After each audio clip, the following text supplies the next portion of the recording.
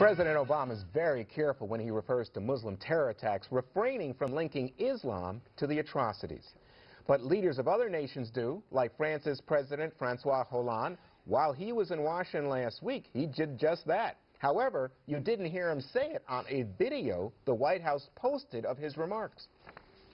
We also were aware that the roots of terrorism. Et nous devons agir en Irak et en Syrie. C'est ce que nous faisons dans le cadre de la coalition.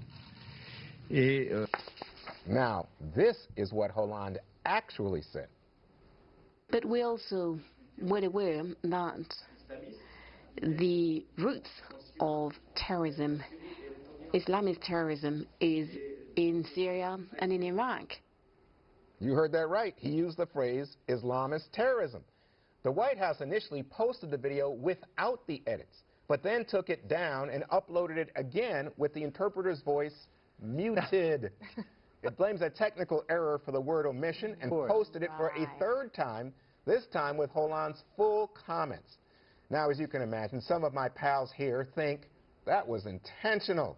What do you say, Eric? It was exactly the moment, it dropped exactly the moment where Islamist terrorism was spoken and interpreted, but it dropped out that very second. Then they posted it without any sort of clarification that there was a pause in the translation. And then after the backlash, not until there was backlash, and everyone caught it. After they were caught. They were caught. Then they said, oh, here's the full tape. Sorry, we had a technical issue. No, I don't buy that for 1 second. Do you? Lion. KG, but the transcript that they put out did have it in it. The transcript always had it in it. Read the transcript. I mean, really, Juan, come on. I mean, good job, Juan, good job. I'm happy for you to try and defend them, but I'm not trying. I'm just saying. People figured it out. Okay? I'm not trying to defend them. I'm simply saying their point was, look, if you read the transcript, it's always been in there. I think their defense would have been, you know, this president and this White House don't use that phrase, you're in America, this is our video. But they didn't even say that. But that was their excuse to cover it up, okay? Because they can say that, oh, okay, we had the transcript there, if people like that who are their supporters would believe it like you. But we really know what happened here. Let's be honest. And they don't want President Obama to look weak and indecisive and sort of fickle as it relates to terrorism because he won't say So you think Obama actually was in the edit room? I'm going to do it first. I'm going to defer to Dana. Yes. Tell me how this works. Yes. Is it possible that this is a coincidence? How does it work when a foreign leader comes to visit at the end of a conference? Is there the man or woman power to edit something out and post something like that? I think that this White House has actually done something different. I don't believe that we would post the video. I don't know how that works, actually. They've upgraded communications in some ways there because they had to with real time. I guess it's conceivable that such an incredible coincidence could happen, and I can imagine in the press secretary's office, you get the first call. Did we, you know, and you find out, you have to call somebody and say, did we just edit Hollande's statement? Like, who does this? So it's not the press office that would have done it, in my opinion. If it would have been somewhere, somebody else. It does look a little suspicious that it's just that word, and there's no other technical glitches throughout.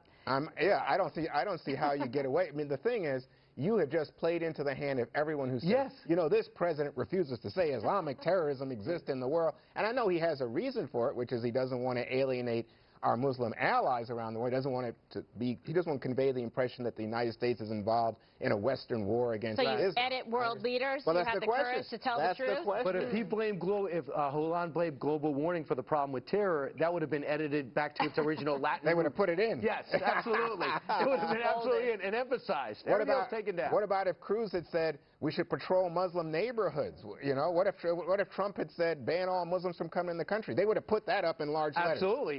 He welcomed the Donald Trump question. What does a liberal think happened?